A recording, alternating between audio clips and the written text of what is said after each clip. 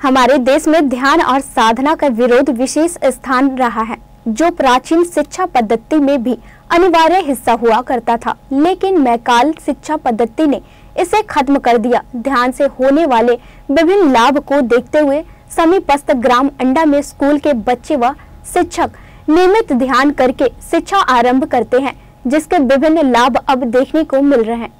देश की प्राचीन शिक्षा व्यवस्था को बदलने के लिए अंग्रेजी शासन व्यवस्था ने मैकाले शिक्षा पद्धति को लागू कर गुरुकुल शिक्षा व्यवस्था को नेस्त नाबूद कर दिया, जिससे कई सारी विषमता सामने आई। प्राचीन शिक्षा व्यवस्था में ध्यान का भी एक विशेष स्थान होता था। ध्यान करने की पद्धति से आज की युवा पीढ़ी को जोड़कर पुनः एक आदर्श शिक्षा व्यवस्था की परिकल्पना अंडा गांव के स्कूल में की जा रही है। स्कूल की शासकीय उच्चतर माध्यमिक विद्यालय की प्राचार्य सीमा जम्बुलकर की विशेष पहल पर यहाँ के सभी शिक्षक व विद्यार्थी एक साथ बैठकर ध्यान की प्रक्रिया सीखते हैं एवं नियमित रूप से 10 मिनट ध्यान करके शिक्षा आरंभ करते हैं। उन्होंने बताया कि ये एक ऐसी विधि है जो हमारे अंदर एक नई ऊर्जा का प्रवाह करती है, जिससे मन शांत होता है और हमारे अंदर सकारात्मक ऊर्जा जागृत होती है, जिससे क्रोध और अपने मन पर नियंत्रण कर सकते हैं। इससे हम तनाव से भी दूर रहते हैं। पिछले 4-5 वर्षों से चल रही इस ध्यान प्रक्रिया में अनेकों लाभ विद्यार्थियों और शिक्षकों को हो रहा है, जिसके बारे में बताते हुए शिक्षकों और बच्चों ने कहा। तो मुझे ऐसा लगा कि मेरे स्कूल में करवाना बहुत ज़रूरी है, क्योंकि बच्चों के लिए ये एक नींव का पत्थर है और बच्चों की जो नींव है वो मिडिल, प्राइमरी और हायर सेकेंडरी में ही बनती है और एक टर्निंग पॉइंट होता है किशोर बच्चों के लिए, जिस समय वो काफ़ी इधर उधर भटक जाते हैं, भटकाव का समय रहता है। तो बच्चों के लिए यह साधना बहुत ही लाभदायक है, जो उनके मन के भटकाव को कम करती है, उसके तनाव को कम करती है, उसको एकाग्र बनाती है। तो मैंने इसके लिए अपने शिक्षकों से बात की, हमारे जो शाला विकास समिति के अध्यक्ष समिति है उनसे बात की और मैं बहुत बहुत धन्यवाद देना चाहूँगी कि इन सब ने मेरा साथ दिया और उन्होंने कहा कि नहीं, हम लोग इसको करने के लिए एग्री हैं और हम लोग काफ़ी वर्षों से इसको कर रहे हैं। और जैसे जैसे सबको इसका फ़ायदा सबको मिला, तो उन्होंने हमेशा अपनी क्लास में इसको प्रयोग किया।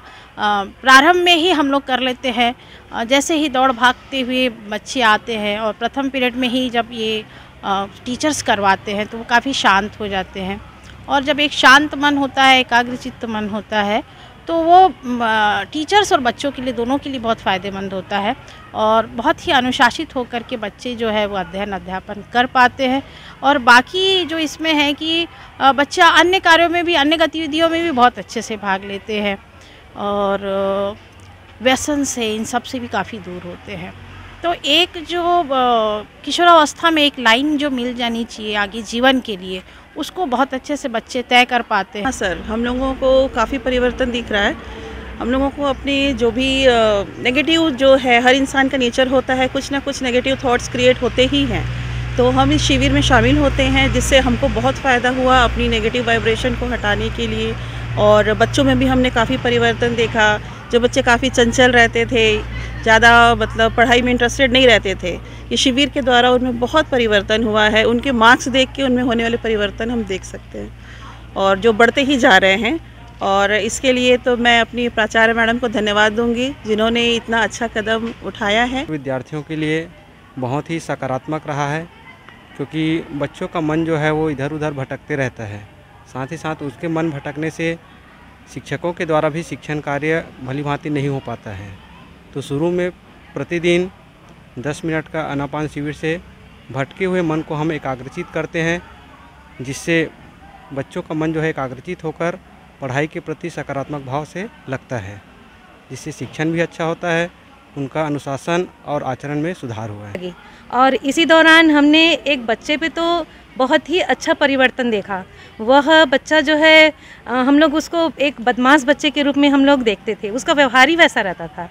तो आनापान वो करने के बाद में हम उस पर बहुत परिवर्तन देखे और वह जो है एक बदमाश बच्चा न रह करके वह जो है एक पढ़ने वाला बच्चा हो गया और हर परीक्षा, जो भी एग्ज़ाम होता था वो रुचिपूर्ण ढंग से और अच्छे से वो नंबर लाकर वो पास होता था।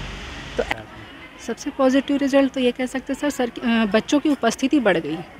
बच्चे पहले आते नहीं थे और धीरे धीरे जैसे ये शिविर जब से चलने लगा है, तो बच्चे इसमें हम लोग क्लास में करवा रहे हैं, तो बच्चों की उपस्थिति बढ़ी और बच्चे इस चीज़ को अपने घरों में भी सिखा रहे हैं, खुद भी इस करते हैं और बच्चे अपने परिवार में भी इसको सिखाते हैं।